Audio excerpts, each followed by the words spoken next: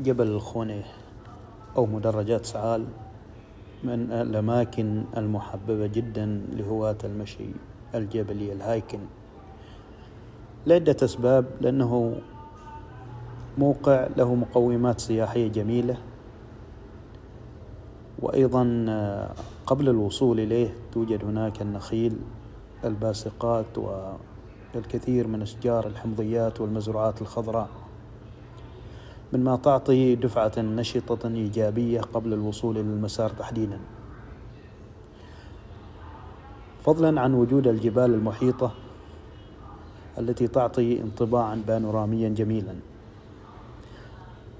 يبلغ ارتفاع هذا الجبل حوالي 500 متر مربع تقريبا عن سطح البحر، ومسافته 2 كيلو متر،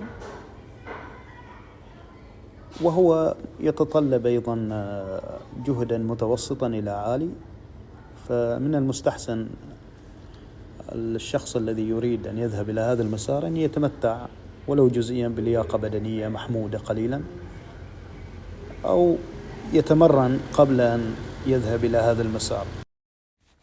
للمسير الجبلي أو الهايكن متطلبات سلامة، منها أخذ كمية كافية من الماء لترطيب الجسم ولعدم الوصول إلى حالة الجفاف، وأيضا كذلك البدء في المسير مبكرا قبل حلول الظلام،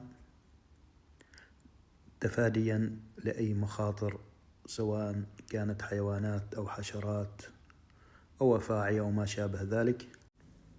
يوجد أحذية معينة للهايكينج يجب على الشخص أن يبحث عنها، لأن هذه الأحذية توفر متطلبات سلامة، فهي مصممة لكي تثبتك في الأرض أثناء الصعود، وبها بعض المزايا أيضا التي تحمي الأقدام ويخفف عليه الصدمات والإرهاق من الصعود خصوصا للمبتدئ.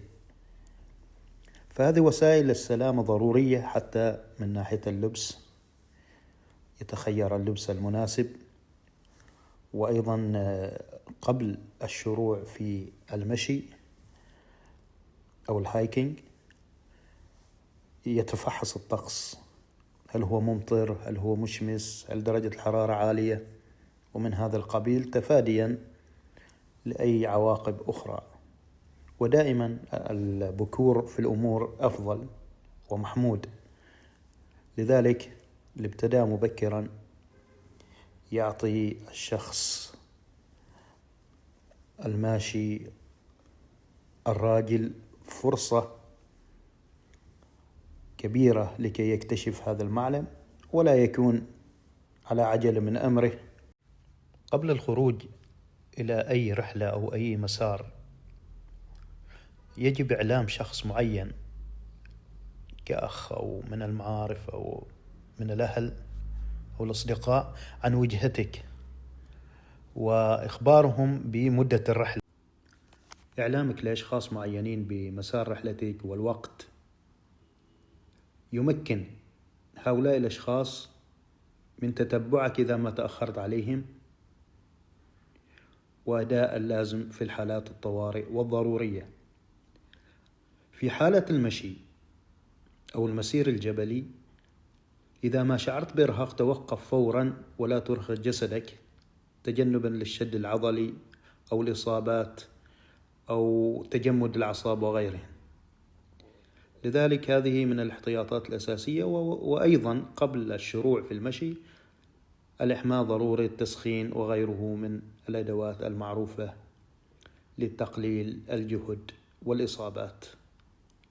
نتمنى الجميع السلامة والاستمتاع بالطبيعة، ودائما وأبدا اترك المكان أفضل مما كان لكي يستمتع به غيرك، ولكي تحافظ على الأرض التي أمرنا الله سبحانه وتعالى بالحفاظ عليها وأداء الأمانة بها على خير وجه.